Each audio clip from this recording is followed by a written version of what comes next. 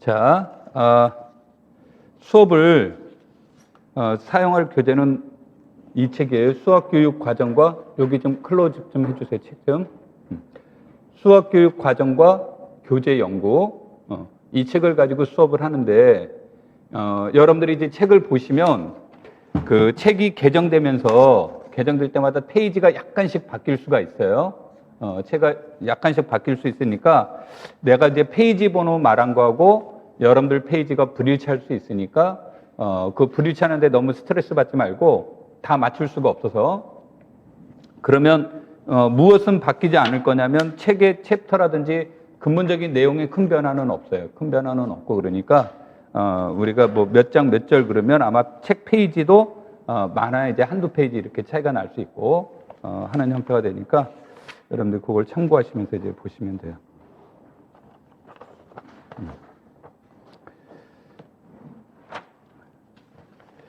자, 오늘은 그 수와 연산 파트로 이렇게 이제 수업을 진행하도록 하겠습니다. 자, 수와 연산 이제 우리가 이게 이 교재가 총 그 6개의 장으로 이렇게 이제 이루어져 있습니다. 6개 장으로 이루어졌는데 수와 연산, 대수, 함수, 기하와 증명, 미분과 적분, 확률과 통계 이렇게 이제 6개 장으로 이렇게 이제 이루어지게 되는데 예전하고 이제 최근에 시험하고 이제 조금씩 다른 거는 예전에는 그 큰 그림에서 이렇게 이제 시험이 좀 이제 많이 나왔던 이제 형태라고 한다면 요즘은 책에 있는 것에서 이제 디테일하게 나오는 경우가 존재해요. 그래서 디테일하게 나온다는 얘기는 여기서 이제 나오는 그 어떤 개발한 사람들, 그제 예전에는 수학교육 심리학자라든지 수리철학자라든지 이런 사람들의 이름 중심으로 나왔고 어떤 학습 이론을 그 개발한 사람의 이름은 중심으로 안 나왔어요. 안 나왔었는데 최근 몇 년을 보면 개발한 사람의 이름이 이렇게 그 시험 문제에 이렇게 등장을 하게 돼요. 그러면 이렇게 이제 그 수학 교육론, 특히 이제 심리, 철학 이런 거를 본 사람의 입장에서 본다면 굉장히 생소하기 때문에 이 사람 이론이 뭐지라고 이렇게 이제 볼 수가 있는데 여러분들이 여기 보시면서 나오는 사람들의 이름 같은 경우도 이제 우리가 관심 있게 볼 필요는 있습니다.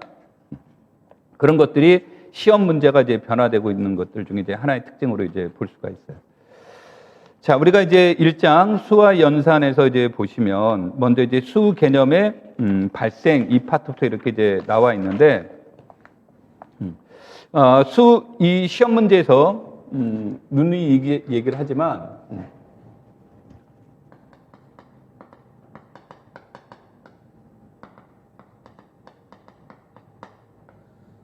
중학교 이제 1학년, 중학교 1학년을 위해서 콕 집어서 한 이유는 우리가 이제 초등학교에서 중학교로 넘어갈 때 처음 배우는 개념, 처음 배우는 형식들이 많이 발생되는 파트예요. 그러다 보니까 자연스럽게 오류도 많이 발생할 수 있겠죠. 그래서 우리가 초등학교에서와 중등학교에서 가장 큰 비교는 여기는 구체물을 통한 직관적 이해에 초점을 둬요. 그래서 피아제의 인지발달 이론에 따른다면 우리가 이제 대체로 어디에 해당된다라고 보냐면 인지발달에 따르면 여기는 구체적 조작기에 이제 해당된다라고 보는 거고 중등학교에서는 형식적 조작기로 이제 보는 거죠. 그러다 보니까 우리가 그 나이라는 거를 딱 먹게 되면 자고 일어났더니 어제까지는 11살이었는데 오늘 자고 나서 12살이 됐으니까 나는 이제 구체에서 형식으로 바뀌어지는 건 아니라는 거죠. 그래서 여기에서 넘어가면서 자연스럽게 2학기라는 것을 이제 겪게 되는데 2학기라는 것은 변환기를 얘기를 하다 보는 거니까 여기서 이쪽으로 이제 넘어가는 과정이다 보니까 자연스럽게 혼란이 나올 수 있다라는 거죠. 그래서 이제 혼란기가 돼서 이거로부터 중학교 1학년에서 개념 이해를 하는 것이 이제 상당히 어려워지는데 우리가 이제 수학교육 심리학하고 지금 얘기하는 교재 연구에서의 차이는 여기서는 이제 디테일함으로 들어가는 거예요. 이제 교재를 연구를 하기도 하지만 학습자들에게 어떻게 이제 지도할 것이냐 이런 것들도 보는 거라서 큰 그림보다는 구체성으로 이제 접근을 해 나가요. 구체성으로 접근하다 보니까 우리가 여기에서 얘기를 하려는 것은 구체적인 모델들이 이제 중요하게 작용이 돼요. 그래서 이 구체적인 모델들이 주어지면 그 모델을 해석하는 능력. 그러니까 어떤 이제 뭐 이따가 뒤에 가서 뭐 APOS 같은 경우들도 나오겠지만 이러한 어떤 모델들이 나오면 그 모델을 해석하는 능력들을 이제 요구를 하게 되는 거고, 그래서 이 구체적인 모델과 이 두 가지 관점에서 이제 우리가 보는 건데, 하나는 뭐냐면 인지 발달의 관점에서 본다면, 심리학적 측면에서 본다면 우리가 심리학이라는 것은 학생들의 인지 수준과 학습 수준을 고려해 보는 거예요. 이것을 이제 고려하는 것에 해당이 된다면, 교수 학습 측면에서 본다면 구체적으로 어떻게 교수하고 어떻게 학습할 것이냐의 문제로 이제 디테일함으로 들어가게 되면 거기서 나타나는 발생하는 것은 여기에서 생각했던 문제와는 또 다른 문제들이 발생될 수 있다는 거고, 그 다음에 학생들이 실제로 어느 수준에 도달되어 있느냐인데, 학생들의 이제 수준에 도달되어 있는 건데, 이제 우리가 보통 이 수준을 얘기를 하면 기존에는 이제 두 가지로 우리가 보통 얘기를 했단 말이에요. 시험 문제도 두 가지로 나온 게 무엇이었냐면 피아제 인지발달 이론의 문제와 바닐레의 수준학습 이론. 이렇게 이제 바닐레 기하 수준학습 이론, 이 두 가지로만 이제 체크가 됐다라고 한다면, 우리는 이제 들어가면서 어떤 문제들이 이제 나타나게 되냐면, 수학과의 특징은 무엇이 됩니까? 위계성이 강하죠. 위계성이 강하게 되는데, 뭐 예를 든다면 수 개념에서 본다면 처음에 무슨 개념을 배워요? 자연수 개념을 배우고, 그 다음에 분수 개념을 배우고, 소수. 이것 이제 여기서 소수는 데시멀 프랙션이에요. 그래서 십진 분수를 이제 얘기를 하는 거니까, 뭐 우리가 말하는 뭐 작은 수 이런 그 프랙션에 대한 내용들은 프라이머리 넘버는 아니고, 그래서 여기에 대한 개념은 전부 다 무슨 개념이에요? 양수의 개념이지, 수 관점에서 본다면. 그래서 초등학교에서 이렇게 배웠다가 중학교로 넘어가면서 이제 무슨 개념물이 나옵니까? 정수와 유리수 개념이 나오고 실수 개념이 나오게 되죠. 그래서 뭐 이 교재 연구에서는 여기를 중학교로 봤어요. 중학교로 봤는데, 이제 나는 이것을 중학교, 고등학교를, 나는 이제 개인적으로 이걸 고등학교까지 가요. 고등학교로. 왜냐면 접근 방법이 다르기 때문에 고등학교로 이제 보고, 그 다음에 이제 그 고등학교에서는 어디까지 우리가 배우게 됩니까? 복소수까지 배우게 되죠. 배우면서 이렇게 얘기가 되는 거고, 그 다음에 수 개념을 이것을 확장시킨다면, 이것을 2학 연산으로 확장을 해서 본다면, 2학 연산에서 확장을 한다면 이 문제는 어디까지로 보는 거냐면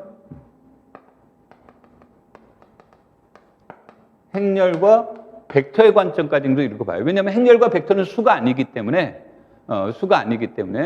왜냐하면 얘가 채는 안 되죠. 벡터는 채가 안 되는 거고, 행렬은 일단 무슨 법칙이 성립하지 않습니까? 곱셈의 교환 법칙이 성립하지 않으니까 수 개념은 아닌 거예요. 그래서 이와 같은 위계성에 의해서 우리가 이제 학교 수업도 진행이 된단 말이에요. 진행이 되는데 학생들은 이러한 것들이 됐을 때 학생들의 수준이, 현재 학령은 뭐 중학생이다. 학령은 중학생인데 이 학생이 뭐 여기에 머무를 수도 있는 거고, 학생이 여기에 현재 위치에 있을 수도 있는 거죠. 그래서 이런 것에 대한 디테일함도 좀 구체적으로 다뤄보려고 하는 게 이 책에서 나타나는 이제 특징들이에요. 그래서 이런 것들을 이제 우리가 디테일하게 다룰 텐데, 지금 이제 여기에서는 학생이 어디에 머물렀니라는 것보다는 여기에서 나타나는 이 개념들을 정확하게 이해하고 있는가, 이해하고 있다면, 이해하지 못하고 있다면 어떤 게 문제가 있었는가, 이런 거를 볼 수가 있는 거고, 또 하나는 이제 우리가 내가 1월에 간단하게 얘기를 했지만 교수학적 변환의 문제가 발생이 돼요.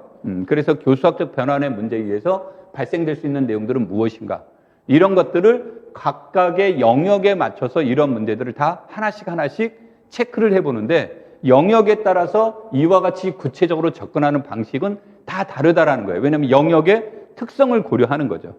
그래서 1, 2월에서 보통 그 수학교육 심리나 수리철학은 큰 그림에서 그 연령 또는 그 학습 수준, 그 다음에 학습 내용이라는 큰 그림에서 설명이 됐다면, 여기에서는 큰 그림보다는 굉장히 좀 디테일함에서 다루고 있다. 그래서 접근하는 방법이 다를 수 있다라는 얘기가 되는 거고, 교사임용 시험은 요것만 물어볼 수도 있고 요것만 물어볼 수도 있고 이 둘 사이에 연관성을 가지고도 물어볼 수가 있는 거예요. 그래서 우리가 그런 것들을 여기서 같이 고려해 봐야 되기 때문에 여러분들이 그 수학교육 심리학 같은 경우, 특히 내가 신론 같은 경우는 꾸준하게 책을 봐야 된다라고 하는 이유는 책을 읽다 보면 중간중간에 끊임없이 내용이 나오는데 어떻게 이 책에서 친절하게 우리가 수학교육 심리학에서 나온 내용을 친절하게 설명해 주는 경우도 있지만 불친절한 설명이 들어갈 때가 있어요. 그러니까 내용 설명이 되면 이게 무슨 말 하는지 알지 하고 넘어가는 수가 있어요. 근데 독자가 수학교육학 신론이라든지 이것에 대한 개념이 없으면 읽기는 읽는데 명확하게 들어오지 않는다는 거죠. 그래서 이제 나중에 오류의 원인이 생길 수 있는 거니까 누누이 얘기하지만 신론은 꾸준하게 읽어줘야 된다. 요것을 이제 전제로 수업을 진행하도록 하겠습니다.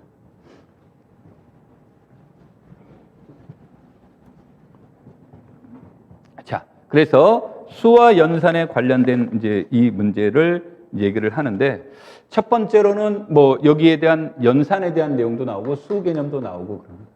그래서 수 개념은 어떻게 발생됐는가라는 것을 이제 얘기를 하는데, 책에 있는 내용을 간단하게 한번 읽고 시작을 할게요. 그냥 듣고만 있으셔도 됩니다. 가 수와 연산의 지도에 의의, 그러면서 두 번째 단락에 이런 말이 나요. 수 개념을 규정할 때는 반드시 논의해야 되는 것이 연산 구조이다라는 말이 나옵니다.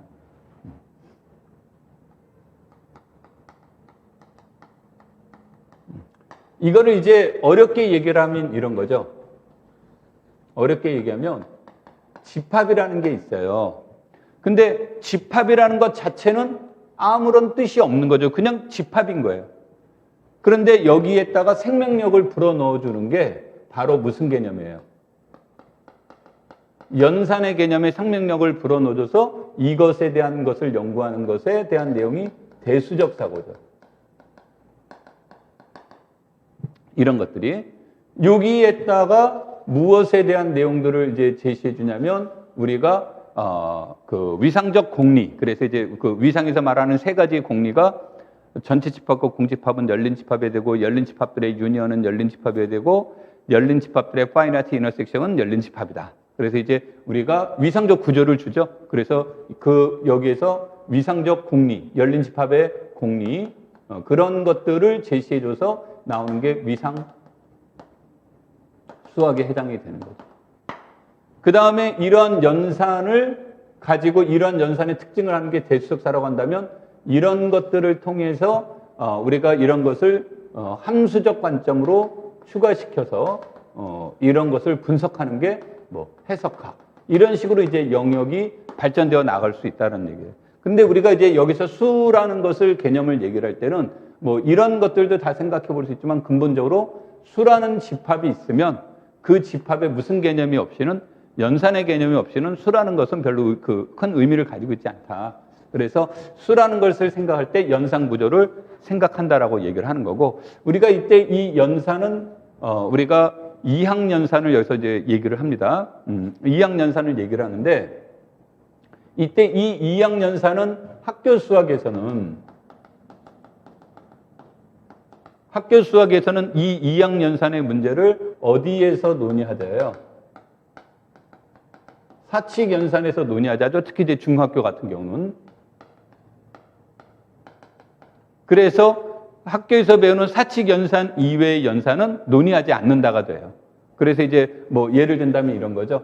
임의의 실수 A, B에 대하여 뭐 A 플러스 B는 A 플러스 B 플러스 AB 뭐 이런 식으로 이렇게 정의를 내려준다. 그러면 이런 것들은 학교 수학에서 뭐가 됩니까? 이거는 우리가 말하는 사칙연산에 대한 내용은 아닌 거죠.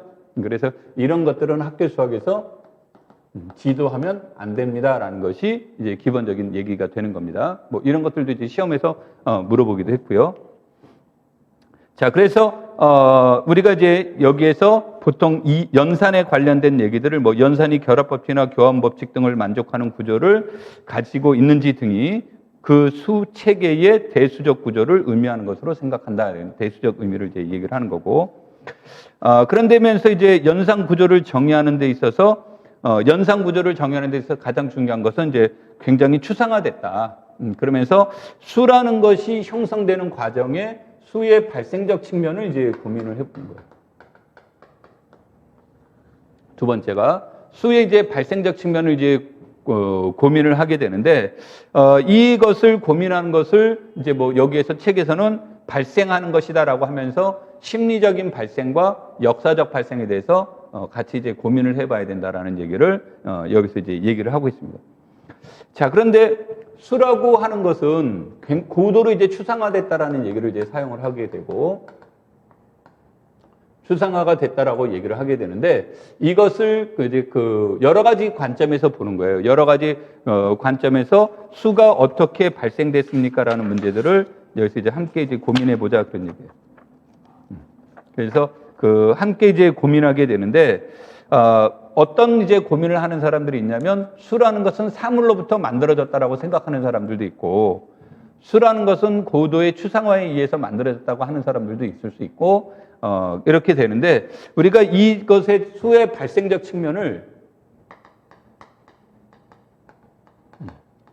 역사적인 측면에서 보자 그런 얘기예요. 역사적 발생의 측면에서 본다면, 우리가 뭐 이 수에 대한 내용이 이것을 우리가 수를 보는 견해는 크게 뭐 요즘 더 많이 나오죠. 보통 이제 두 가지로 보는데, 기수와 무엇으로? 서수로 보는 거예요. 이제 서수를 내가 순서수라고 썼습니다만, 기수와 서수의 관점으로 이제 보는데, 누가 옳으냐, 어떤 게 맞냐라는 것은 오랫동안 학자들마다 다 달라요. 뭐, 만약에 나한테 물으면 나는 개인적으로 기수적 측면을 더 강조하는 사람인데, 사람마다 이거 다르기 때문에 누군가가 옳습니까? 라고 말해줄 수 없는데, 여기서 이제 말하는 것들 중에 하나, 추상화됐다라는 얘기 중에 하나는, 우리가 추상성의 정의는 뭐죠? 수학의 특징 중에 하나의 추상성의 정의.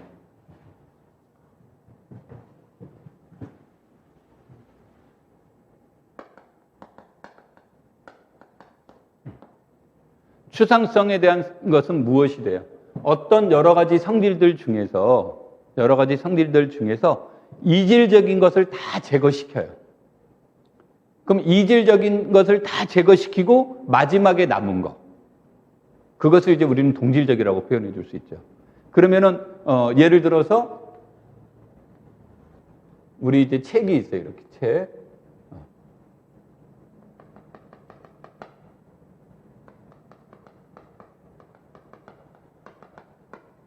카이 전공 수학이라는 이런 책이 있고, 그런가 하면 건물 지을 때 이제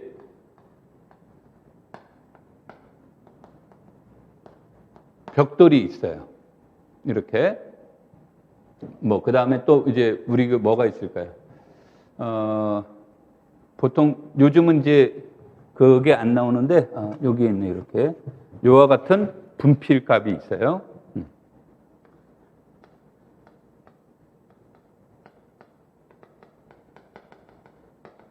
이런 것들이 있다라고 쳐보죠. 그러면은 여기에서 얘네들이 가지고 있는 재질은 어떻습니까? 재질은 다르죠. 재질도 다르고 크기도 다를 수 있고 무게도 다를 수 있잖아요. 그러니까 이런 것들은 다 뭐가 된다? 이질적인 거죠. 이질적인 거니까 얘네들은 다 빼놓고 나면 얘네들은 어떤 모양을 얻어낼 수 있다는 얘기입니다. 얘네들이 가지고 있는 것은 육면체라는 것을 얻어내는 거죠. 그렇죠? 그래서 이제 우리가 추상성에 대한 내용으로는 이제 우리가 무엇을 얘기를 하면 추상성은 보통 그 세 가지를 얘기를 해요. 추상성은 세 가지를 얘기를 하는데 이제 물리적 추상화, 경험적 추상화,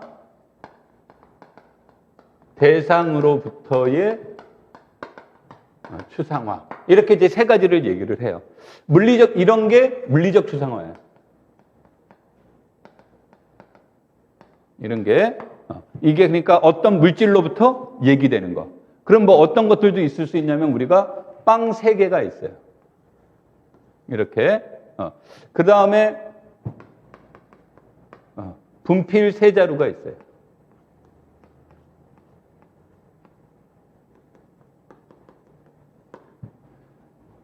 그 다음에 노트 3권이 있어요.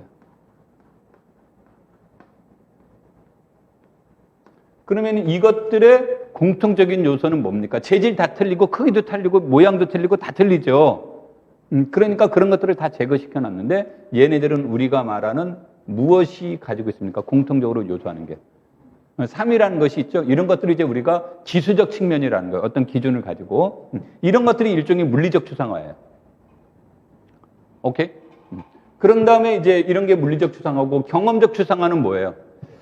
어떤 경험적인 사실로부터 얻어진 것을 얘기를 하는데 이런 거죠. 경험적 추상화는 임의의 서로 다른 두 점이 있어요. 그럼 이 두 점이 있으면 유크리티식 표현에 의하면 이 두 점을 지나는 직선은 몇 개만 존재합니까? 하나만 존재합니다. 그 다음에 그 평행하지 않는 두 직선은 꼭 몇 점에서 만난다. 한 점에서 만난다. 이런 것들이 나오겠죠. 이런 것들이 일종의 무엇에 해당이 돼요? 경험적 추상화에 해당이 되는 거예요.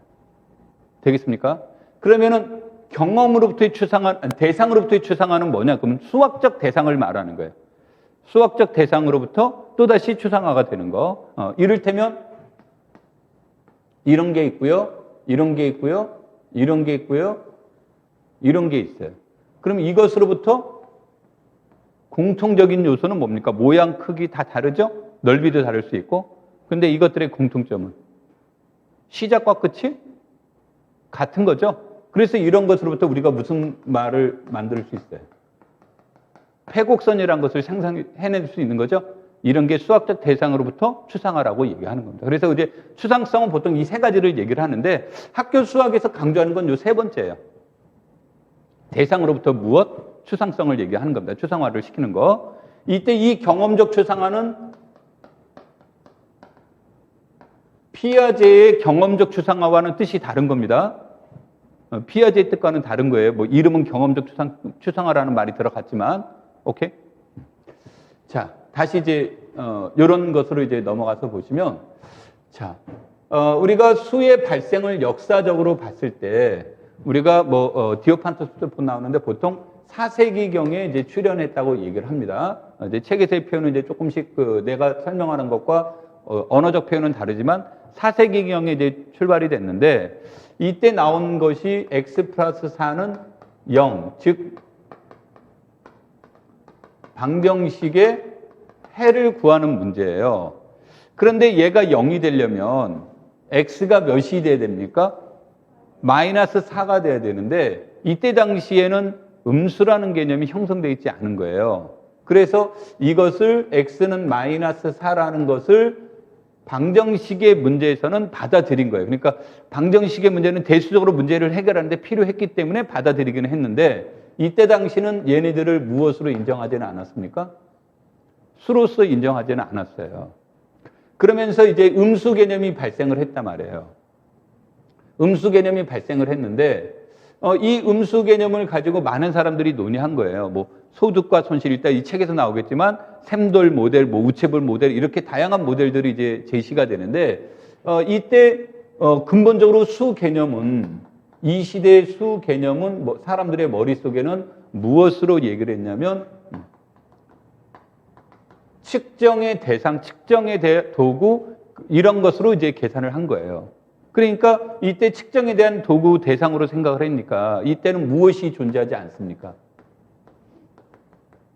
음수는 존재하지 않는 거고 특히 그러다 보니까 이때 결정적인 문제가 나오는 게 음수 곱하기 음수는 대수적으로 본다면 양수 개념이라고 설명해 줄 수 있는데 여기에서는 음수 곱하기 음수는 양수라는 것이 구체적인 데서 소득, 손실을 소득을 양수, 손실을 음수, 증가를 양수, 감소를 음수 이렇게 한다면 감소 곱하기 감소가 증가입니까? 이것에 대한 해석을 해줄 방법이 뭐예요? 없었던 거죠. 그래서 이것들을 받아들이지 않았던 겁니다. 사용은 했어요. 사용은 했는데 받아들이지 않다가 19세기에 와서 피코크의 형식 부력의 원리가 이제 도입되기 시작을 해요. 그래서 이제 피코크가 주장했던 것이 우리가 A가 B보다 클 때 이런 것만 논의했다면 피코크의 주장은 A가 B보다 클 때, A와 B가 같을 때, A가 B보다 작을 때 이런 식으로 가는 거예요. 그러면은 우리가 그전에는 양수 개념에서만 논의했던 영역의 범위를 0과 어디까지 확장을 시킨 겁니까? 음수까지 확장을 시킨 거죠. 다시 말해서 형식의 영역이 확장됐을 때 형식이 변하는지 안 변하는지를 변하지 않을 것이라고 상상하는 게 형식 부력의 원리예요.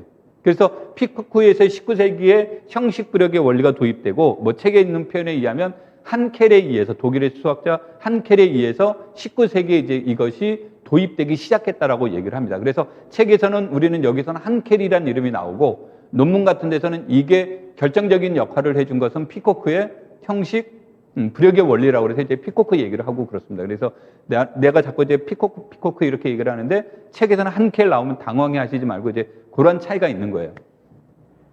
그래서 19세기에 와서 비로소 무엇이 이루어졌어요? 형식화가 이루어지기 시작했어요.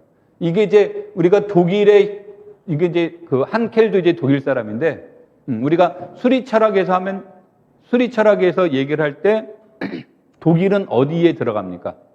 뭐 다 그렇지는 않았겠지만 대표적으로 영국은 논리주의, 네덜란드는 직관주의, 독일은 형식주의라는 표현을 쓰죠. 그러면 우리가 이 형식적 그 표현을 쓰는 것은 형식성의 특징이 있다는 것은 무엇을 강조하냐면 논리적 모순을 없애려고 한 거예요. 그래서 무모순성을 강조하는 거죠. 여기에서 무모순성을 강조를 하면서 19세기에 형식적인 것이 도입되면서 비로소 음수를 무엇으로서 인정하기 시작한 겁니까? 수개념으로 인식하기 시작을 한 거예요. 그러면은 발생된 거로부터 여기까지 오는 동안에는 약 몇 년이 걸린 거예요? 약 1500년이라는 시간 동안 뭐가 된 겁니까? 음수가 수로서 인정받지 못하는 거죠. 그렇죠? 홍길동전을 펴면 수를 수라고 부르지 못하는 이러한 참담함이 이제 있었던 겁니다. 자, 그러면 이제 이것으로부터 우리가 이제 여러 가지 문제들이 발생이 돼요. 근데 맨 처음에 내가 수업 준비를 할 때는 책을 읽으면서 같이 수업 준비를 하려고 했는데 이제 준비가 안 된 분이 있어서 내가 요약본으로 얘기를 하고 있는 겁니다. 자, 그러면 이제 이런 문제들이 이제 발생이 되다 보면 우리가 어떤 것들에 대한 내용들을 얘기를 하냐면 그러면 이것을 수 개념을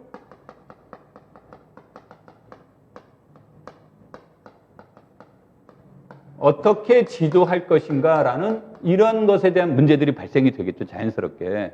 그런데 이 지도할 것이라고 하는 것은 무엇과도 연관되는 거예요. 수라는 것을 어떻게 인식하고 있느냐에 따라서 수라는 개념을 지도하는 것이 이제 달라지겠죠. 달라지는데 여기에서 이제 어떻게 지도할 것이냐라는 것과 그 다음에 수 개념을 어떻게 해석할 것이냐 이것을 해석하는 입장에서 이제 이따가 얘기를 하겠지만 여기선 듀이와 피아제에 대한 내용이 나오게 되는데 이때 이제 우리가 무엇이 되냐면 아까도 처음에 이제 수를 하는 것을 무엇으로 보는 사람들도 있었냐면 사물로만 보는 사람들이 있었고 또 이것을 그 형식화된 개념으로 보는 사람 두 가지 류가 있었는데 듀이와 피아제에 와서 그 무엇으로 봤냐면 이 두 사람은 사물에 대한 인간의 활동으로 본 거예요. 사물에 대한 인간의 활동. 이거를 피아제식으로 이름을 붙인다면, 피아제식으로 인다면 이것이 조작적 구성에 해당이 되는 거예요. 그러니까 이때 우리가 보통 활동, 이제 이걸 공부를 하시다 보면 활동, 행동, 뭐 이런 말들이 이제 나올 거예요. 이런 말들이 나오면 이게 우리가 신체적으로 이렇게 어떤 행위를 하는 것보다 정신적 활동이라고 보시면 돼요. 정신적 활동.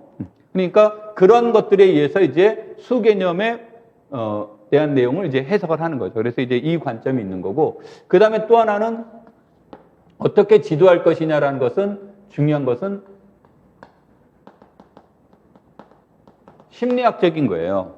심리학적인 거. 그래서 심리학적 측면에서 이제 우리가 접근해 본다면 DNS의 지각적 다양성의 원리의 입장에서 지도해야 된다라는 입장이 있는가 하면, 그 다음에 누구의 주장? 프로이덴탈의 역사 발생적 원리. 그럼 역사 발생적 원리는 아까 이제 큰 그림에서 얘기했지만 방정식의 헤로부터 수가 형성됐잖아요.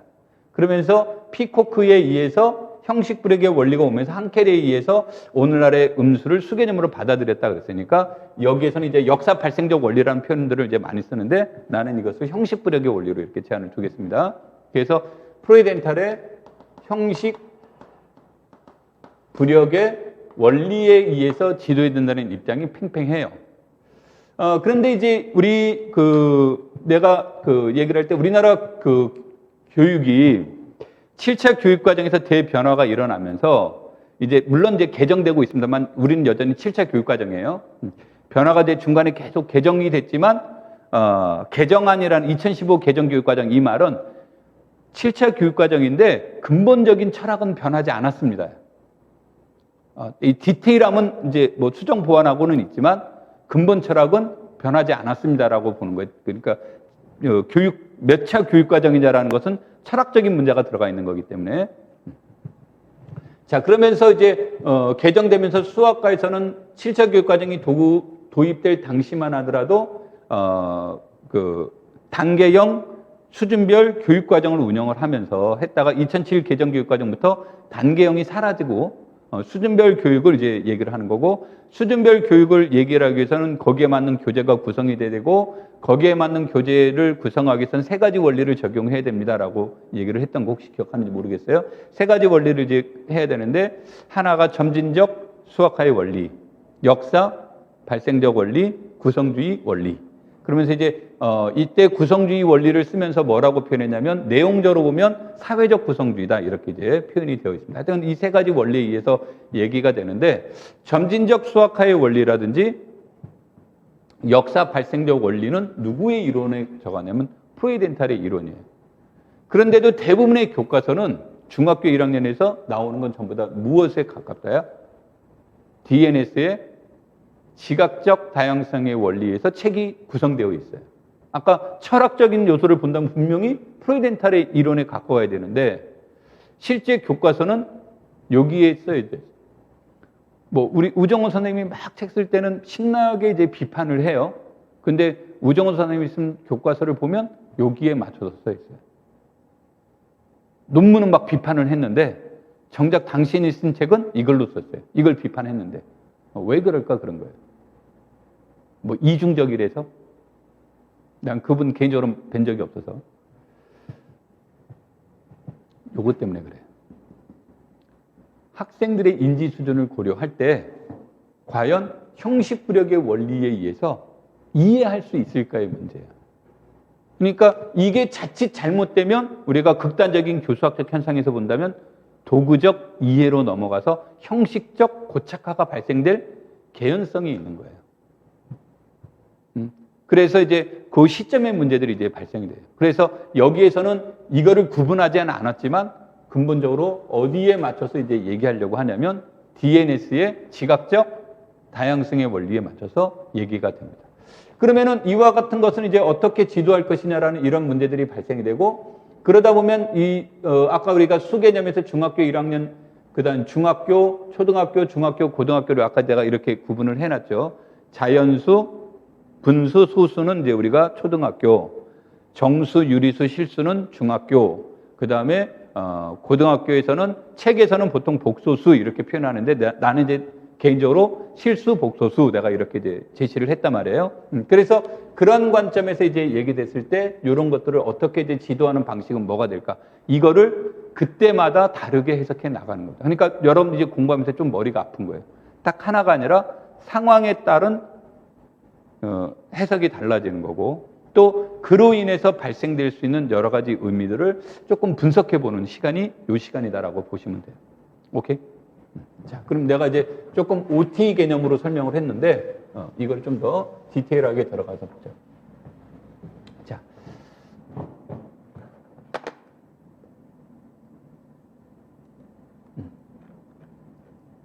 기출문제를 잠깐 봐볼게요.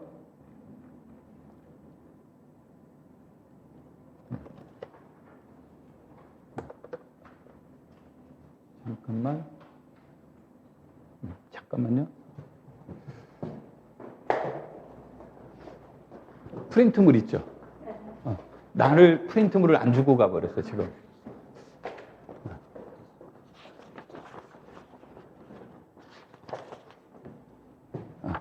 내가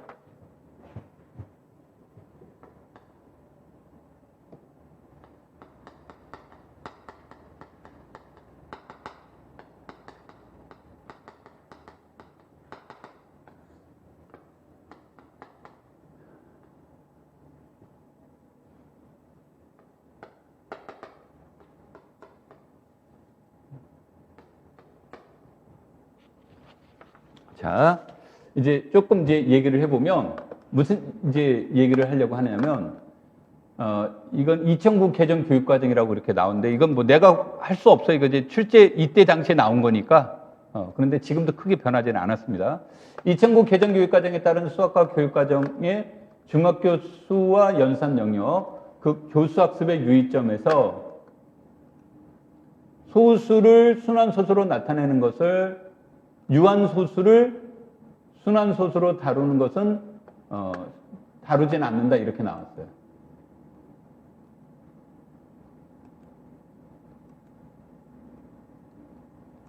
이렇게 나왔어요. 이렇게 이것이 나오는데 지금도 마찬가지로 2015 개정교육과정도 다루지 않아요. 그러면 이게 되어 있으면 이것에 대한 이유를 구체적인 사례와 함께 쓰시오 그랬어요. 구체적인 사례.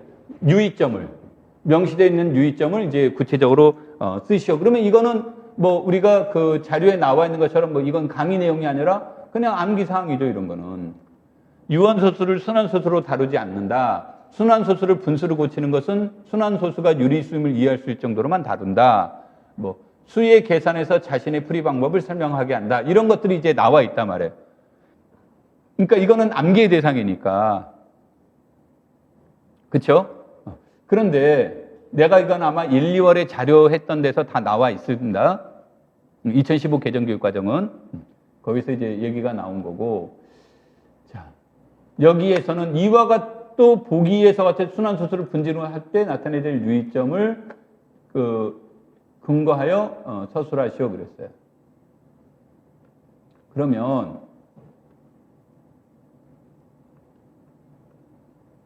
여기서 이제 이런 것을 여기는 이제 지도 방법의 관점에서 설명이 됐죠.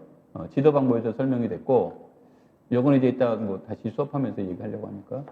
그 다음에 이제 두 번째 이 문제들은 뭐였냐면, 내가 지금 이제 우리가 공부하면서 봐야 될 내용들을 이제 먼저 체크한 겁니다. 2015 기출문제인데, 2012.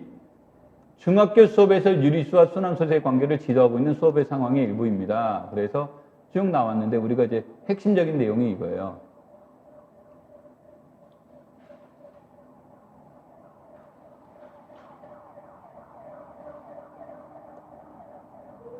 이거예요, 요게. 0.999에서 9가 무한히 반복되는데, 그렇다면 0.999는 1과 같을까요? 그랬더니 학생들이 1에 아주 가까이 가기는 하지만 1은 아닐 것 같습니다. 이런 말들이 이제 나오죠. 그러면 분명히 여기에서는 이것은 이 학생은 무엇을 범하고 있는 겁니까? 오류를 범하는 거죠. 근데 오류의 원인은 무엇일까? 이런 문제를 이제 여기서 체크를 해볼 수 있는 거예요. 얘네들은 왜 이런 생각을 하고 있을까? 오케이?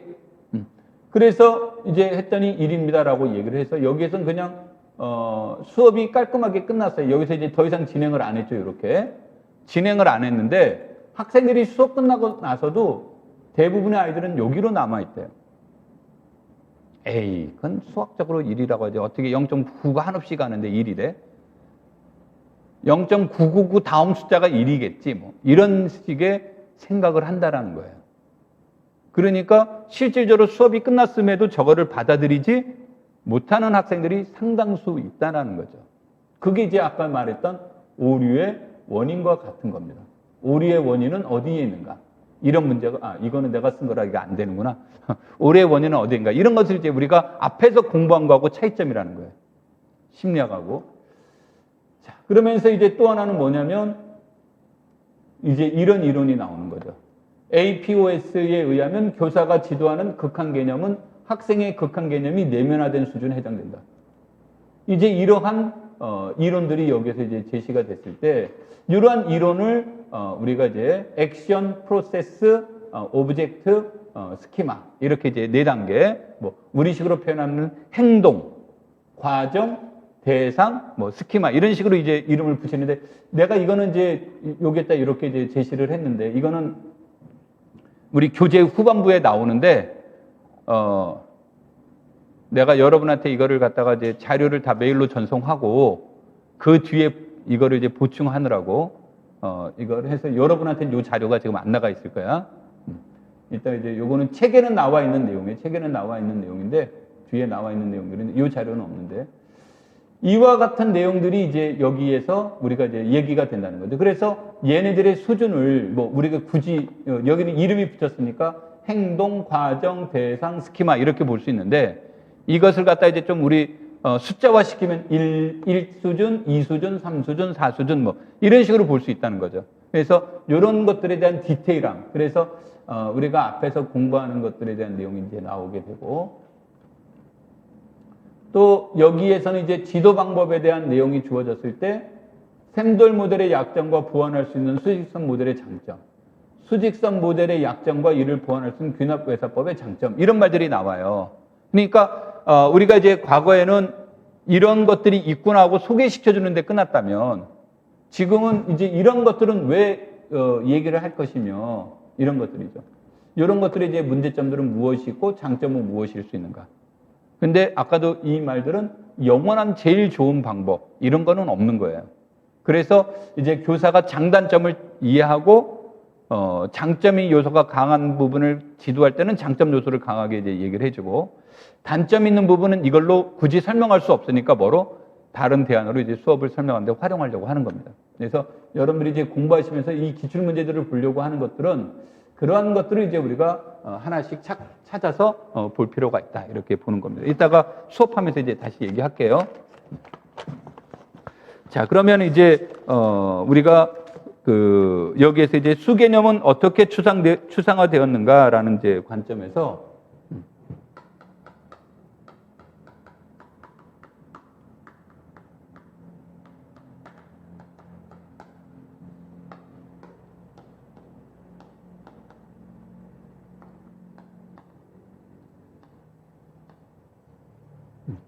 수개념의 원천을 듀이와 피아제는 사물에 대한 인간의 활동으로 봤어요.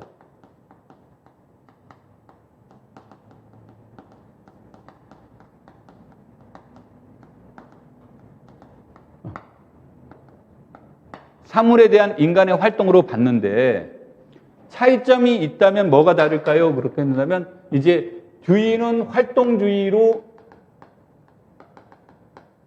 활동주의를 실천해준 쪽으로 보는 거고, 피아제는 우리가 잘 알고 있는 것처럼 무엇으로? 조작적 구성주의로 대변되는 거죠. 근데 이제 과거에는 이것의 원천을 사물로만 봤다든지 또는 무엇으로만, 활동으로만 봤다든지 이렇게 이분법적으로 봤는데, 이 둘 사이의 상호 관계로 봤다는 측면에서 굉장히 획기적인 이제 그 대안이 되는 거죠. 자, 그래서 이것을 이제 조금 더 구분해 보면,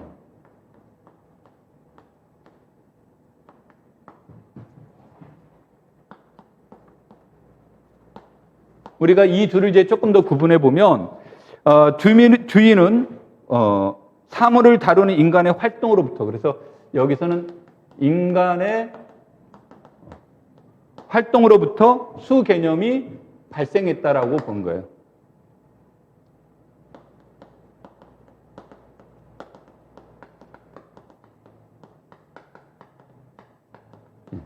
듀이는 인간의 활동부터 수 개념이 발생이 됐습니다라고 이렇게 봤다면, 피아제는 뭐로 봤냐면 이것을 책에서는 이제 이런 것들이 되는 거예요.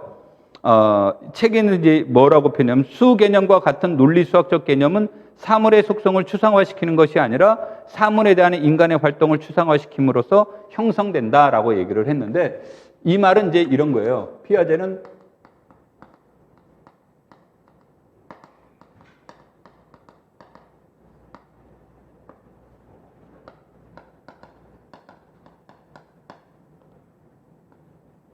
경험적 추상화의 과정으로부터 출발을 했다라고 보는 거예요. 경험적 추상화. 이거로부터 무엇으로? 반영적 추상화의 과정을 통해서 수개념이 형성이 되는데 내가 이제 신론 강의하면서 피아제의 이제 그 이론을 얘기할 때 균형 이론을 얘기했던 게 있어요. 그래서 균형 이론을 얘기를 할 때 뭐로 했냐면 맨 처음에 생물학적 유기체로부터 감각 운동 무조를 거쳐서 반영적 추상화의 과정을 쳐서 논리수학적 개념이 형성됩니다라는 그런 밑그림을 얘기를 하고 있는 겁니다. 그래서 이와 같은 과정을 통해서 수 개념이 형성된다라는 얘기를 이제 해준 거예요. 그런데 이러한 것들이 주어지면 아까도 얘기했지만 이 반영적 추상화 할 때 이 반영적 추상화는 반사와 뭐로 이루어졌습니까? 반성으로 이루어졌죠. 그러니까 공통적으로 다 얘기하는 것은 인간의 반성적 사고를 강조하고 있는 거예요. 그래서 좀 다르기는 하지만 상당히 이제 유사성을 지니고 있다라고 이렇게 보는 거죠. 그러면서 주의는 그 인간의 활동에서 수 개념을 무엇으로 봤냐면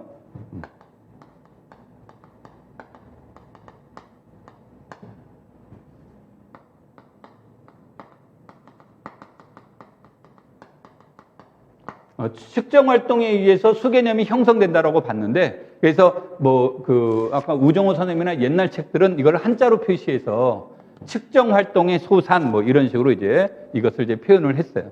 그래서 측정 활동부터 수개념이 형성이 되는 거다. 그럼 이제 여기에서 우리가 측정 활동에 대한 내용들을 하려면 어떻게 됩니까? 라고 얘기를 했더니 이제 그 주의 같은 경우는 뭐를 말하냐면 인간이 어떤 한계 상황이 도달됐을 때, 한계 상황이 도달됐을 때, 그때 비로소 인식하기 시작한다.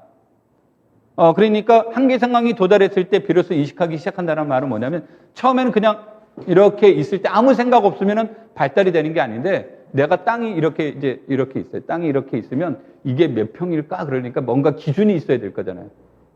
그래서 맨 처음에 있는 걸 모호한 전체라고 얘기를 해요.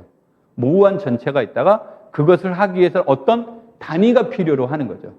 그래서 모호한 전체가 있고 단위가 있고, 그럼 단위를 가지고 처음에 있던 그 전체량을 다시 무엇하는 거예요? 재구성해 나가는 거. 이것을 측정 활동이라고 보는 거고, 오케이? 그래서 측정 활동에 있어서 전체와 전체량과 단위량 사이에 무엇을 얘기하는 거예요? 비가 형성이 되죠. 그러니까 이 개념을 무엇으로 본 거예요? 수라고 본 거예요. 그러니까 이런 것들은 아무 때나 막 나오는 게 아니라 인간의 무엇이 형성됐을 때만, 한계 상황이 발생됐을 때만 이런 것을 얘기를 한다 그런 얘기예요. 한계 상황이 도달됐을 때.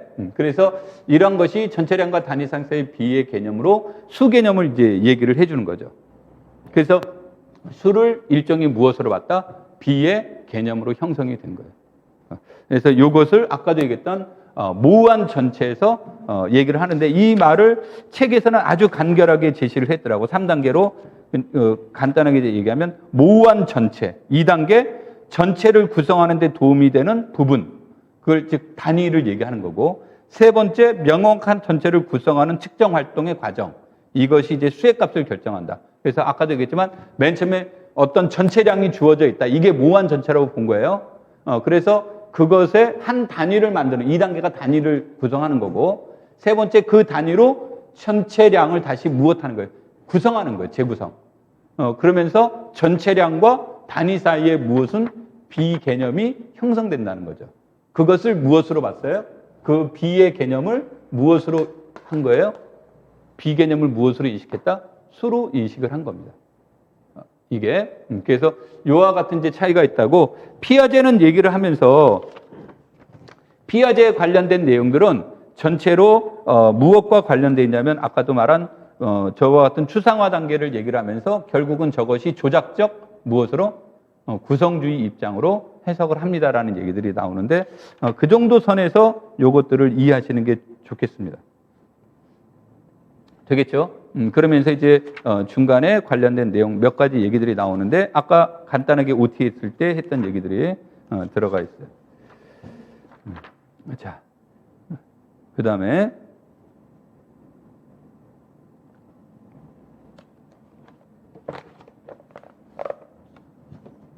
음수 지도를 위한 모델로 넘어가서 보겠습니다.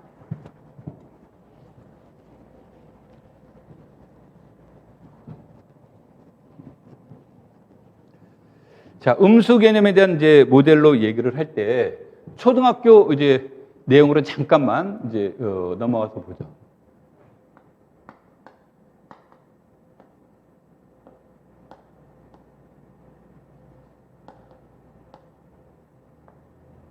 이것의 값은 얼마니라고 이제 물어봤더니 이렇게 답변이 나왔어요. 이렇게. 그래서 이렇게 딱 나오고 나니까 선생님이 생각을 한 거죠. 얘가 여기에서 이렇게 해서 요 3을 해서 10을 빌려줘서 12에서 5를 빼면 255 해야 되는데 얘가 요거를 놓친 거 아닌가? 하고 이제 의문이 갈 수 있죠. 그러니까 얘가 이 부분을 실수한 건지 이제 정확하게 알 수가 없다죠. 그래서 보통 이제 뭐가 되냐면 이렇게 틀린 애가 1명, 2명 정도 된다면 그냥 바로 면담을 통해서 너 왜 이렇게 풀었니? 라고 물어볼 수가 있는데 막 이렇게 푸는 애들이 막 10대 명씩 나와요. 그러면 선생님이 일일이 다 상담을 통해서 왜 이렇게 풀었니라는 걸 물어볼 수가 없겠죠. 그럼 이제 그런 다음에 아이들에게 그런 여러 명이 발생되면 이러한 유사 문제를 다시 제시를 해줘요. 그래서 어떤 거를 해주냐면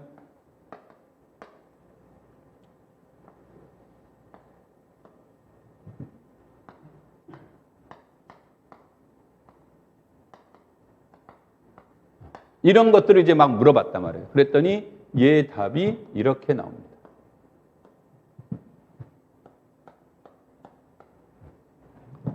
이렇게 이제 나왔어요. 자,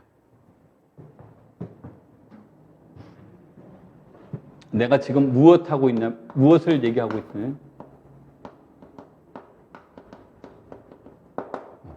이식론적 장애에 대해서 얘기를 하려고 하는 건데 책에서 나와서 무슨 말이냐면 왜 이렇게 풀었니 그랬더니 철수야 왜 이렇게 했어 그랬더니 얘가 웃으면서 이렇게 얘기를 합니다. 뭐 이런 걸 갖고 물어보세요. 나같이 잘 푸는 아이한테. 그래서 왜 그랬더니 7과 2에서 7이 크니까 7에서 2를 빼주면 5. 2 빼기 7은 불가능하잖아요. 그래서 작은 수에서 큰 수를 빼줄 수 없으니 큰 수에서 작은 수를 빼줬기 때문에 7에서 2를 빼줘서 5. 4에서 2를 빼주니까 3. 그러니까 얘는 모든 걸 이제 답이 보이죠. 큰 데서 작은 거. 요렇게 해서 이제 나온 거. 그렇죠? 요게 남의 자식일 땐 되게 예뻐요. 자기 자식이면 왼수가 됩니다. 자, 그래서 이제 이런 것을 우리가 통상적으로 이제 인식론적 장애라고 하는데 책에는 안 나왔지만 이제 조금 보충하면서 얘기를 해보도록 하죠.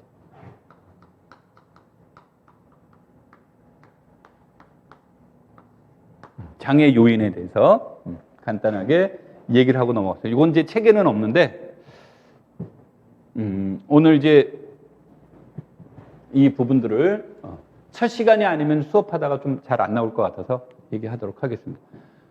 이게 이제 사람에 따라 틀려요. 장애 요인을 하는 건 사람에 따라 틀리는데, 우리가 이제 크게 4가지로 이렇게 보는 게 이제 보통 얘기가 되는데 허스코빅스라는 사람은 보통 3가지로 얘기를 했어요. 3가지로 얘기를 했고 참고로 내가 한 말이 중복될 수도 있습니다. 그래서 허스코빅스라는 사람은 우리가 장애 요인을 3가지로 봤는데 그 3가지 요인이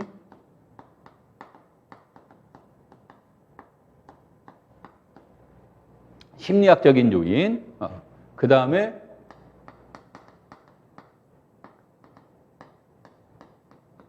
인식론적인 요인, 그 다음에 교수학적 요인. 이렇게 이제 허스코빅스라는 사람은 3가지로 본 거예요.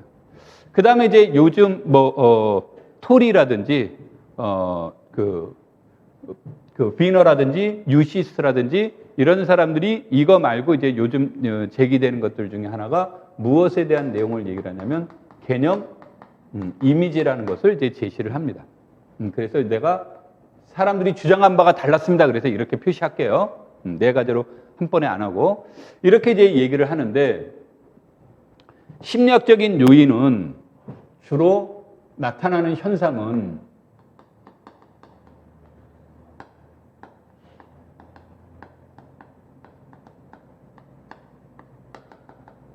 논리적인 조작이 미숙하게 나타날 때가 많이 있어요. 이건 이제 심리학적인 요인이라는 것은 우리가 심리학은 뭐를 연구하는 거라고 그랬습니까? 심리학은 학생들의 인지 수준을 연구를 하는 거예요. 학생들의 인지 수준이 어느 정도 됐는가를 연구를 해서 그 수준에 맞는 학습 내용을 지도하자라는 게 수학교육 심리학의 목적인 거예요. 오케이? 그러니까 심리학적 그 요인은 일종의 우리가 그림을 그려 사다리를 계단을 통해서 본다면 학생의 인지 수준이 여기예요. 학생의 인지 수준은 여기인데 학습 수준은 여기에 있어요. 그러면 우리가 학습 수준이 이쯤에 있으면 지도를 통해서 이것을 어떻게 극복해 나갈 수 있죠. 만약에 학습이 여기에 있으면 뭐가 돼요? 재미없죠. 이미 자기가 다 알고 있는 내용이니까. 그런데 이 정도가 돼버리면 뭐가 됩니까? 단지 교사의 학습만으로 성공적으로 이루어질 수 있는 것은 아닌 거죠. 불일치가 되는 거잖아요. 그렇죠? 그래서 이 말은 인지 수준과 학습 수준의 불일치에서 나타나는 거예요. 그런데 이건 아까도 불일치죠. 요것도 불일치지만 이거 정도는 극복할 수 있는 불일치가 되는 거고 요 정도가 돼버리면 극복할 수 없는 것이 되는 거고 요 아래 거는 우리는 여기서 관심에 넣지는 않습니다. 여기서 이제 아래 거는 관심에 넣지 않는 것은 아이들이 수업에 관심이 없어질 수 있는 거죠. 흥미를 잃어버릴 수 있는 거고 그 다음에 이거는 이 정도가 돼버리면 나중에 도전감을 포기하는 거죠. 이거 우리 집 애들이 맨날 쓰는 거 넘사벽 이런 문제가 이제 되겠죠. 극복할 수 없는 문제로 이렇게 될 수 있는 것이 돼서 그럴 때 아이들은 논리적으로 뭐다?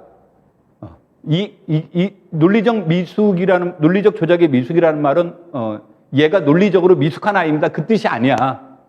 그렇게 번역하시면 안 되고 어떤 문제를 해결하는 데 있어서 얘가 아무리 논리적이라 하더라도 한참 위에 있는 수준을 다루다 보니까 이 수준에서는 논리적이지만 이 문제를 풀기 위해서는 아무래도 얘가 논리성이 어떻게 된다?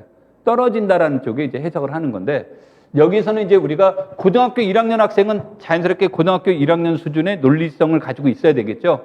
그런데 얘가 중학교 한 2학년밖에 그 수준에 도달돼 있지 못하는 아이라면 당연히 고등학교 1학년 거의 문제에서 발생이 될 수 있는 거죠. 여기서 말하는 건 이제 그런 의미로 여기서 이제 번역하고 있습니다. 인식론적인 요인은 크게 두 가지로 보는데 이제 이거를 줄이면 한 가지로 얘기하면 역사 발생적 요인이라고도 하는 사람들이 많아요. 이것을 역사 발생적 요인이라고도 하는데 인식론적인 요인이라고 하는 것은 무엇을 얘기를 하는 거냐면 수학 자체가 가지고 있는 요인이 있고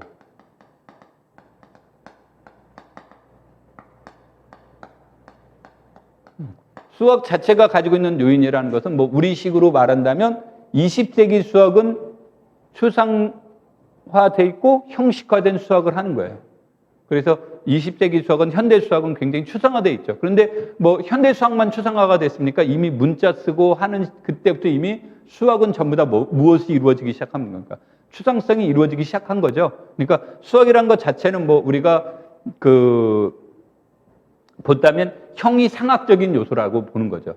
형이상학적인 요소라고 보다 보니까 학생들이 받아들이기에는 상당히 곤란한 내용들이 많이 있다라는 거예요. 수학 자체가. 그러니까 수학 자체가 가지고 있는 특성 때문에 아이들이 무엇할 수 있다? 어려워할 수 있다라는 것이 이제 인식론적인 요인으로 볼 수 있는 거 하나가 있고 하나는 내가 아까 역사 발생적 요인이라는 표현을 쓰기도 했죠. 수학자들이 어려워했어요. 수학자면 보통 이제 우리가 굉장히 수학적으로 보여요. 천재성을 가지고 있는 사람들인데 이 사람들이 어려워했어요. 그러면 범인은 어떻겠습니까? 그냥 죽는 거죠. 중고등학생들은 뭐 거의 사망 일보 직전까지는 가는 거죠. 그래서 이제 이것을 역사적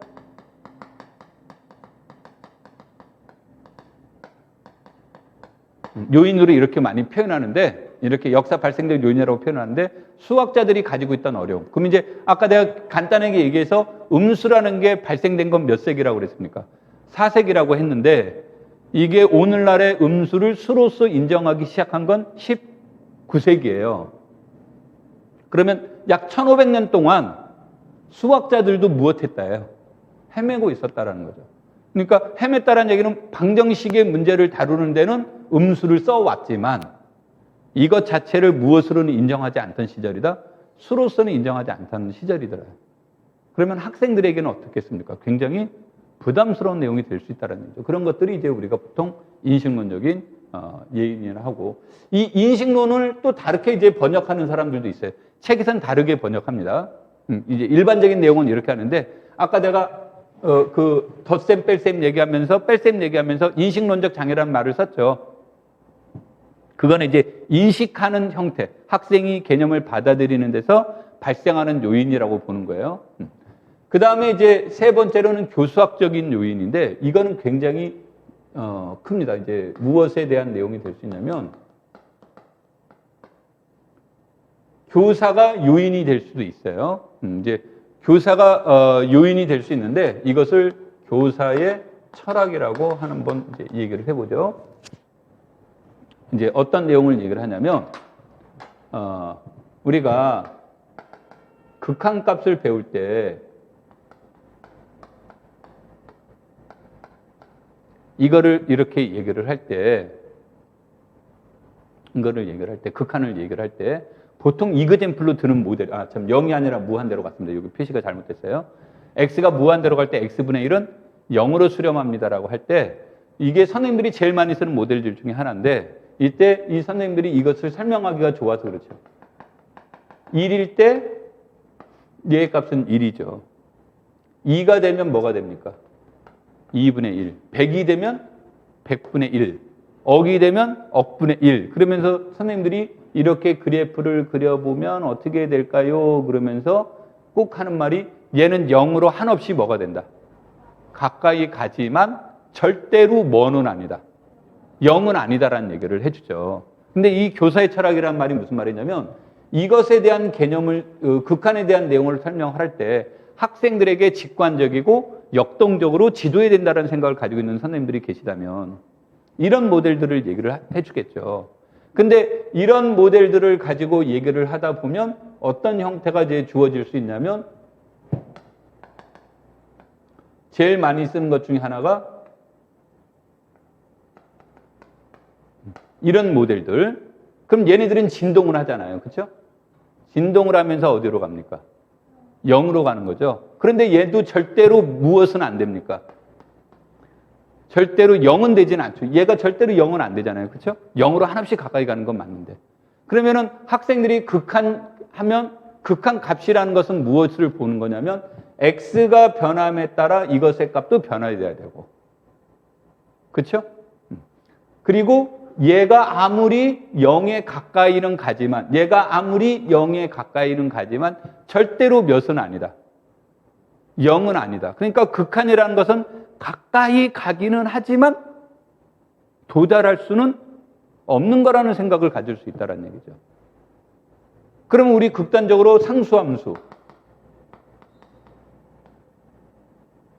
이것의 극한값은 몇이에요? 그럼 얘네들은 상수함수는 몇입니까? 1인데 얘는 이미 도달되어 있죠. 상수열도 마찬가지죠. 그리고 이것들의 특징은 이 둘과는 다른 것은, 얘가 변함에 따라 이것의 값이 변하고 얘가 변함에 따라 이것의 값이 변하는데, 얘는 얘가 변함에 따라 얘는 변하지 않잖아요. 그 같은 상수 문제가 나와버리면 얘네들은 발산한다, 뭐 얘네들은 수렴하지 않는다, 발산한다, 뭐 수열의 문제에서 본다면 얘네들은 수열도 아니다, 뭐 이런 식의 이제 답변들이 나오는 거예요. 이런 것들을 이제 무엇으로 보냐면 아까 교사가 지나치게 무엇이다? 보편적인 것보다는 특별한 형태의 모델만을 지도를 했을 때 그것이 이제 나타나는 요인. 이제 그래서 뭐 교사의 철학 또는 교사의 교수 방법 뭐 이런 것들로 이제 설명하는 것들이 있죠. 오케이? 근데 여기서 이제 교수학적이라는 것은 꼭 교사만 지칭하는 용어는 아니고 우리가 수업을 위한 도구, 뭐 예를 들어서 교재 이런 것들도 요 안에 다 들어갑니다. 그러면 이제 우리가 어떤 것들도 쓸 수 있냐면 그 교과서에서 많이 나오는 표현들이 있죠. 교과서에서 많이 나오는 표현들 중에 하나가 뭐냐면 수학적 표현에 의한 영인데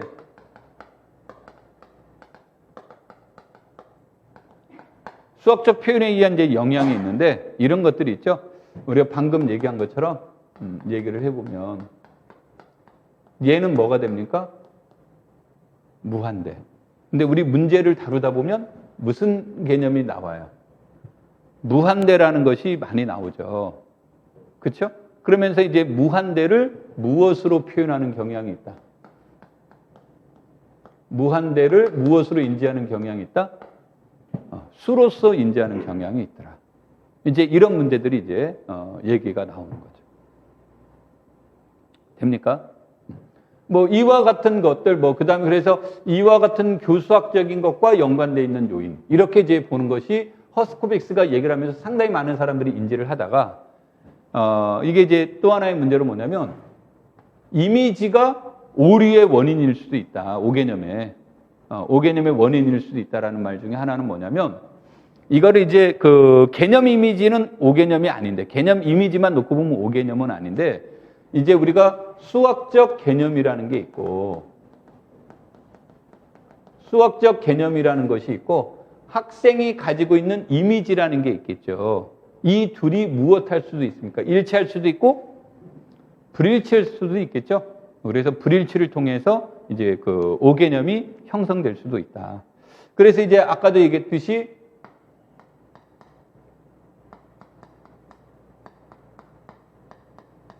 이렇게 이제 주어지면 우리가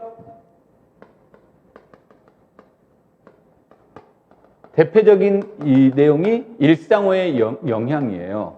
이미지가 일상어의 영향인데 일상생활에서 우리 뭐 친구들 만나기로 했는데 뭐 방문각 학원 1층 앞 1층에서 만나기로 했어요. 2시에.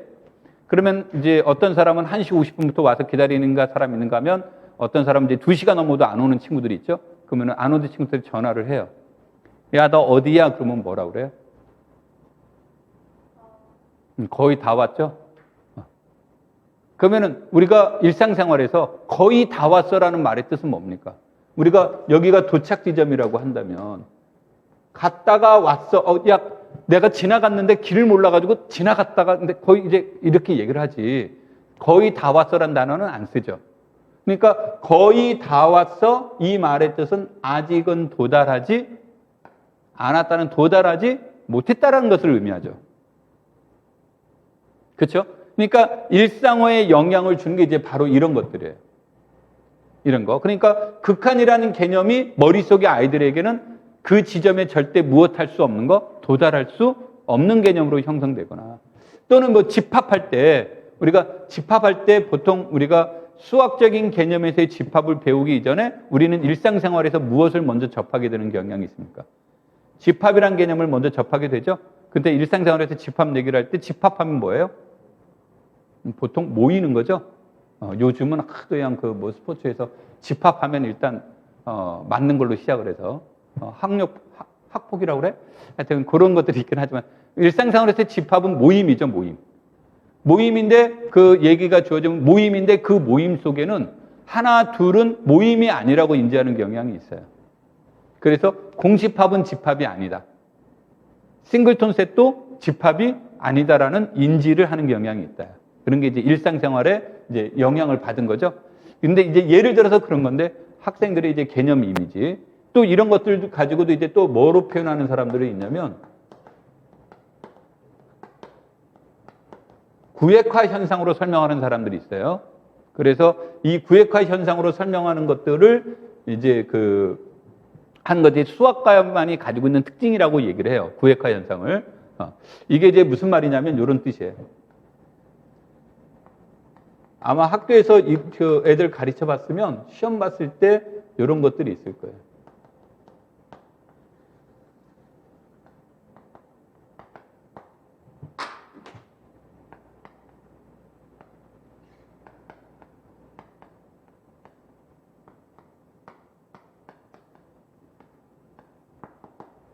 이렇게 주고 다음 중 자연수를 모두 쓰시오 그랬더니 자연수를 모두 쓰시오 그러면 1, 2.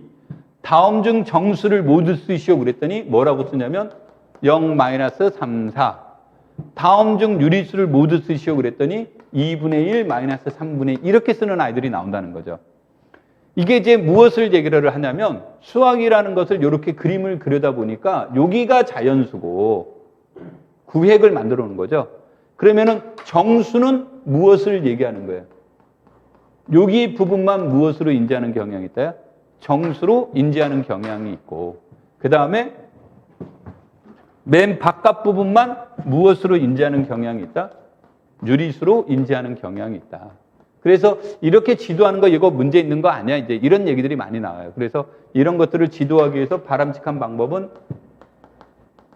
자연수 0, 음수, 정수,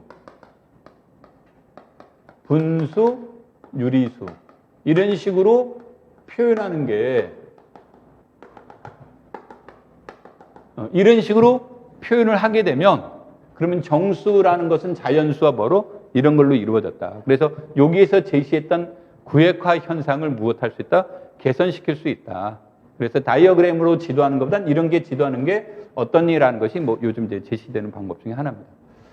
자, 그 다음에 뭐 이런 것들의 요인을 디테일하게 넘어가서 다시 얘기하는 사람들도 있고 그러니까 뭐 이것을 구분하는 사람들은 되게 다양합니다. 보편적으로 요 4가지 관점에서 많이 접근해 나가는 거예요.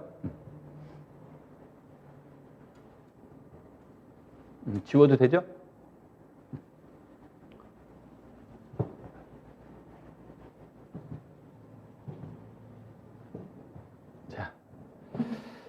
그래서 이제 여기서 이제 다시 이제 내가 왜 그 말을 했냐면 내 교재상으로는 14페이지인데 여기 책 보면 다 정수와 유리수 1. 음수의 역사 발생 음수 개념의 역사적 발생하고 나와 있는 내용이 있고 그 다음 단락을 보시면 무슨 말이 나오냐면 디오판토스 얘기가 나오고 알콰르지가 나오고 그 다음에 데카르트 얘기가 나오고 파스칼 얘기가 나오고 까르다노, 데카르트, 파스칼 얘기가 나오면서 인식론적 장애라고 할 수 있다. 작은 수에서 큰 수를 빼는 것이 어떻게 가능한가? 마이너스 3은 2보다 작은데 마이너스 3의 제곱은 2의 제곱보다 크다. 왜 그렇지? 뭐 이런 것들인 거죠. 근데 그 다음에 아까 얘기했던 것처럼 음수 곱하기 음수는 뭐다? 양수다. 이런 것들에 대한 내용들이 이제 끊임없이 이루어진 거예요. 언제?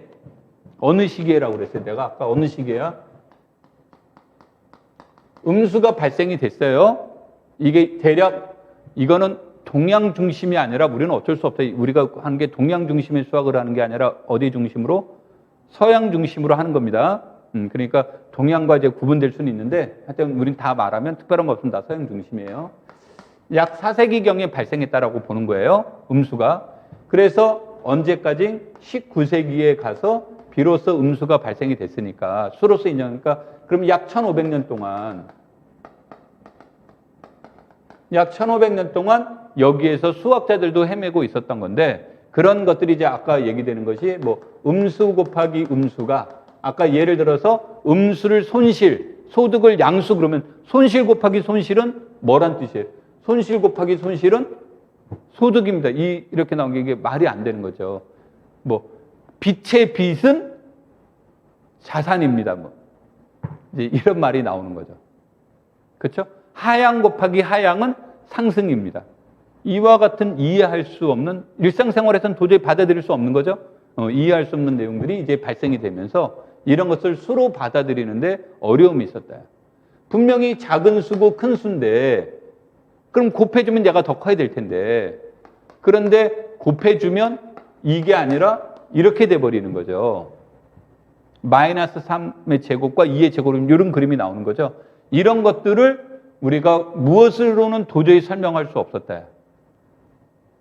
측정의 대상으로, 구체적 대상으로는 이런 것을 설명할 방법이 없었다는 거죠. 대수적으로는 이게 나오는 거예요. 대수적으로는 음수 곱하기 음수가 뭐가 나온다요? 양수가 나오는데 아까와 같이 소득 손실의 개념으로는 이런 내용들이 전혀 발생하지 않더라 그런 얘기죠. 그래서 이런 것들에 대한 장애가 약 1500년 동안 이루어진 거예요. 그래서 이러한 장애를 여기에서는 음수를 수로서 받아들이는데 무엇인 용어들, 장애 요인이 생겼다. 그래서 이게 책에서는 그 말을 한 줄로 인식론적 뭐라고 표현했어요? 장애라는 말로 표현되어 있는 거예요. 오케이? 근데 장애라는 것은 이제 그것만 있는 것은 아니니까 그런 얘기들이 이제 나오는데, 그러면서 이제 무슨 얘기들이 나오냐면 이 음수 지도를 위한 모델 바로 위에 수 개념에 대해서 나오는 것은 이렇게 말이 나와요. 음수와 허수 개념은, 내 책으로는 15페이지입니다만 음수와 허수 개념은 그것이 완전한 수 개념으로 정립된 것과 관계없이 그 자체의 실용적인 유용성으로 인하여 많은 수학자들에 의해서 널리 사용되었다 그러잖아요. 허수가 왜 실용적입니까?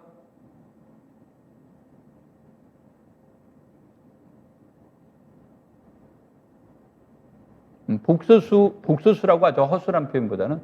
복소수는 존재하지 않는 겁니다. 우리 실제에서는.